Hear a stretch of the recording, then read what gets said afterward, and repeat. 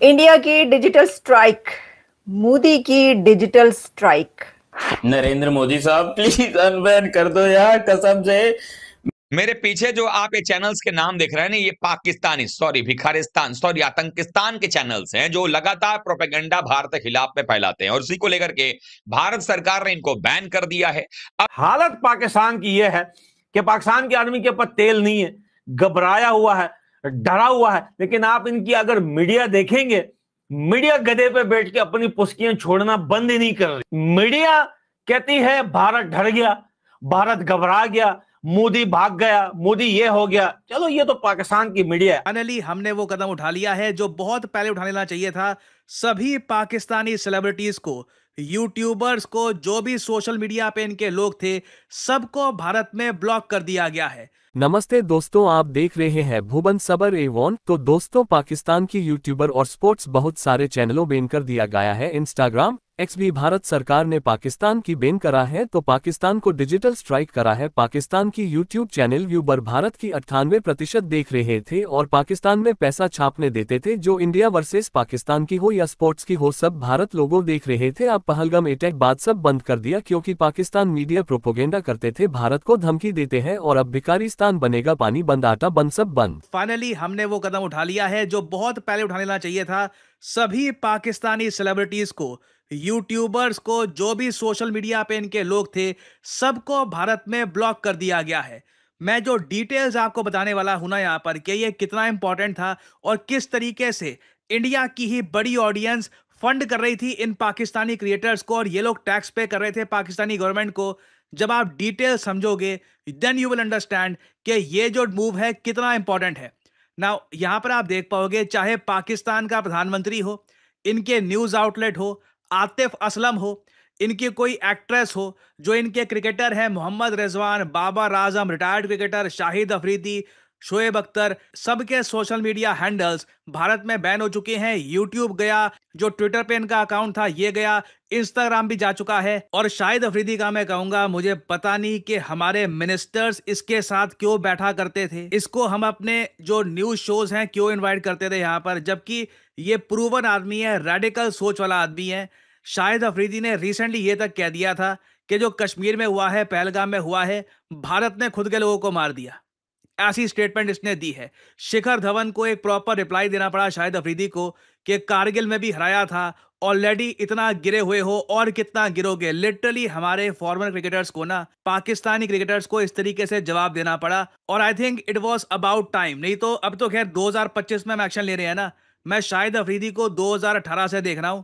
इसने खुलकर बोला था कि इसके ट्राइब ने कश्मीर वैली को इन्वेड किया था 1947 में। कई बार यह भी क्लेम कर चुका है कि अनंतनाग में मारा गया आतंकवादी इसका कजन था। और बाकी चीजों पे भी इसकी ओपिनियन आप अगर देखो, विमेन क्रिकेट के बिल्कुल अगेंस्ट है। ये बिल्कुल तालिबान टाइप की मेंटेलिटी है कि औरतों को क्रिकेट बिल्कुल मत खेलने दो। एक इसकी बहुत पुरानी वीडियो है जहां पर ये बताता है कि इसने अपने घर में टीवी तोड़ दिया था जब इसने देखा कि जो इसकी बेटियां हैं, ये कोई एक इंडियन सीरियल देखकर आरती की प्रैक्टिस कर रही थी टीवी के सामने, तो इसको इतना गुस्सा आया, इसने टीवी तोड़ दिया। ये इंडियन ड्रामों में क्या होता है, थाली लेके यूं यूं कर, ये यूं यूं करके क्या कहते हैं उसको, पता नहीं, आरती।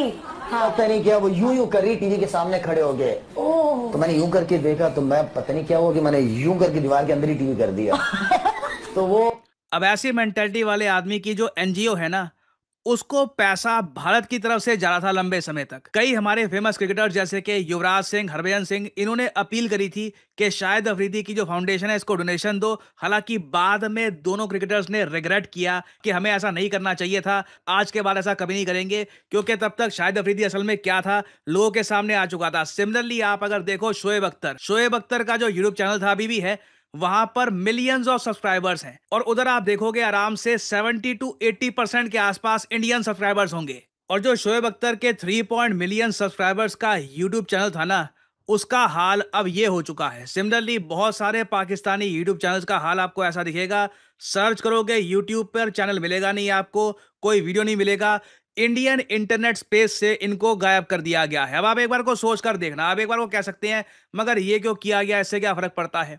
एक साइजेबल इंडियन पॉपुलेशन अख्तर की वीडियो देखती है, अख्तर उससे मिलियन 2 मिलियन व्यूज कमाता है, ऑब्वियसली यूट्यूब उसको पैसा देगा उसके हिसाब से। नाउ अख्तर मान लो कि एक वीडियो के 2-3 लाख रुपए अगर कमा लेता है, फॉर एग्जांपल पाकिस्तानी रुपीस की मैं बात कर रहा हूं, उसने वो पैसा कमाया। अब उस पैसे का एक साइजेबल परसेंटेज, आराम से 30-25% वो पाकिस्तान की सरकार को पे करेगा टैक्स के रूप में। तो लिटरली इंडियन ऑडियंस ना इनडायरेक्ट तरीके से पाकिस्तानी गवर्नमेंट, एक ऐसी हॉस्टाइल गवर्नमेंट जो एक रोग स्टेट है, जो आतंकवाद को संरक्षण देती है, उसको प्रोटेक्ट करती है, जहां पर खुल के बोला जाता है कि इंडिया को इन्वेड करेंगे, इंडिया को अटैक करेंगे, लिटरली हम उनका टैक्स पेयर मनी बढ़ा रहे थे। और मैं आपको एक बहुत ज्यादा इंटरेस्टिंग पॉइंट ये बताता हूं, यहां पर वर्ल्ड बैंक की एक बहुत अच्छी वेबसाइट है जहां पर ये लोग बताते हैं कि एक देश में कितनी प्रतिशत आबादी आज के समय इंटरनेट यूज कर रही है। इधर आप देख पाओगे, यहां पर सारा डेटा आपको दिख जाएगा।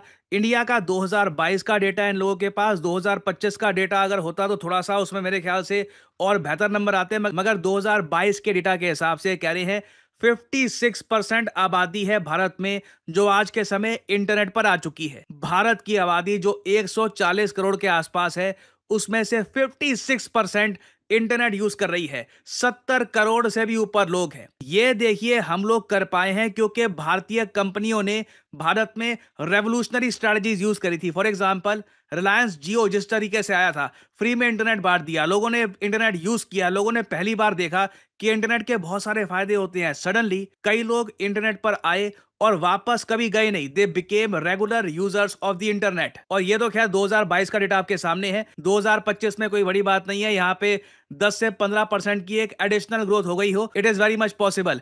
नाउ इसको कंपेयर करके देखो पाकिस्तान के साथ। पाकिस्तान में कभी कोई इंटरनेट की क्रांति आई नहीं, कभी यहाँ पर कोई रिलायंस जियो जैसी कंपनी नहीं आई। इसलिए पाकिस्तान, जिसकी आबादी वैसे ही 22-23 करोड़ के आसपास है, यहां पर सिर्फ 27% आबादी इंटरनेट यूज करती है। और यह भी मैं आपको बता दूं, इस 27% का ना 80 to 90% पाकिस्तान के पंजाब प्रोविंस के लोग होंगे। बाकी बलूचिस्तान के बहुत कम होंगे। जो केपी के बाकी जो इनके रीजन्स हैं, बाकी जो प्रोविंसेस हैं, वहां पर बहुत कम लोग होंगे। अब आप सोच कर देखो, पाकिस्तान फेल कर गया अपने लोगों को इंटरनेट प्रोवाइड करने में, मगर इनको अपनी क्रिएटर इकोनॉमी भी चलानी थी।